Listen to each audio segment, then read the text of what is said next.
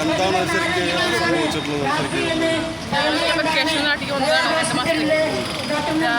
അപ്പോൾ ഞങ്ങൾ മൂക്കിന് ആൾക്ക് ഇതിൻ്റെ തടസ്സം തന്നപ്പോൾ ഞങ്ങൾക്ക് ഡോക്ടറെ കാണിച്ചാണ്. ഡോക്ടർ നടക്കുക ക്ലിനിക്കിൽ പുതിയ. അപ്പോൾ അത് പറഞ്ഞു സർജറി വേണം. ആളിവിടെയാണ് തേയിലാണ് വർക്ക് ചെയ്യുന്നത്. അപ്പോൾ അങ്ങനെ നമുക്ക് സർജറിക്ക് വേണം. നാസിൽ സ്പ്രേ കൊണ്ട് ക്യൂർ ചെയ്യാൻ പറ്റിയാന്ന് പറഞ്ഞു. അയാൾ ടെസ്റ്റുകളൊക്കെ ചെയ്ത് ആദ്യം അഡ്മിറ്റ് ചെയ്തു. അതിന് 10ാം സർജറി 14 ഡിസ്ചാർജ് പറഞ്ഞിട്ടുണ്ടായിരുന്നു. അതിന് 3 മണിക്കൂർ സർജറിക്ക് വേണ്ടി വരുള്ളൂ മാക്സിമം.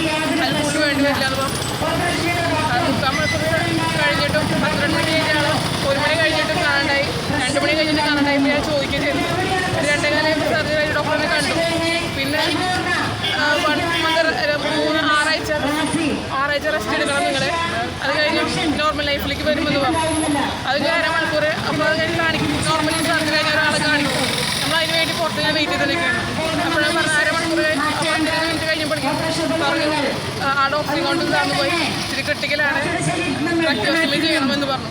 അങ്ങനെയാണ് പിന്നെ കൊണ്ടുപോകുന്നത്. ആളെ ഞാൻ കണ്ടിട്ടില്ല. പിന്നെ അപ്പോൾ സർവീസ് നോക്കിയിട്ട് കാരണം മുമ്പ് കണ്ടിട്ട് പിന്നെ ആളുകൾ വെന്റിലേറ്ററിലാണ് ഉപയോഗിക്കുന്നത്. മറുപടി എന്ന് പറയുകയാണെങ്കിൽ അത് അവർക്ക് ഓക്സിജൻ കൊണ്ട് താഴ്ന്നു പോയി എന്നാണ് പറയുന്നത്. അപ്പോൾ എന്തുകൊണ്ടെന്ന് ചോദിക്കുമ്പോൾ അതിന് ആൻസർ നമുക്ക് തരുന്നില്ല. അതിനിടയ്ക്ക് കാർഡിയക് അറസ്റ്റ് എന്ന് പറയുന്നത് അത് നമ്മൾ വിട്ട് 2 ദിവസത്തിന് ശേഷം നമ്മൾ ചോദിച്ചു. സമ്മറി ചോദിച്ചു, ഡീറ്റെയിൽസ് സമ്മറി ചോദിച്ചു. അതിൽ കണ്ടപ്പോഴാണ് ഞാൻ ചോദിക്കുന്നത് എന്താ കാർഡിയക് അറസ്റ്റ് വന്നത്, എന്താ കാരണം. അപ്പം അവർ ക്ലാരിഫിക്കേഷൻ നമുക്ക് തന്നിട്ടില്ല. ഇപ്പോൾ എവിടെയാണ്? ഇപ്പോൾ രാജീവ് ഹോസ്പിറ്റലാണ്. ഇപ്പോഴും കോൺഷ്യസ് ആയിട്ടില്ല.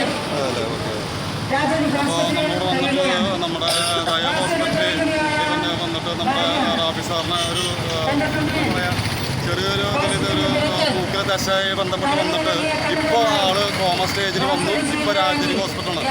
ഇവിടെ ഈ മാറി പറഞ്ഞതുപോലെ തന്നെ ഈ ഹോസ്പിറ്റലുമായി ബന്ധപ്പെട്ട് ജനങ്ങൾക്ക്, അതായത് ശരിക്കും പറഞ്ഞാൽ റാഫി സാറിനും ബിൻസി മാഡത്തിനും നീതി കിട്ടണമെന്നും അവർ പറഞ്ഞ 50 ലക്ഷം രൂപ ഒരു ഇതായിട്ട് നമ്മുടെ ബിജു വാഴപ്പള്ളി നിധി സുഭാഷ്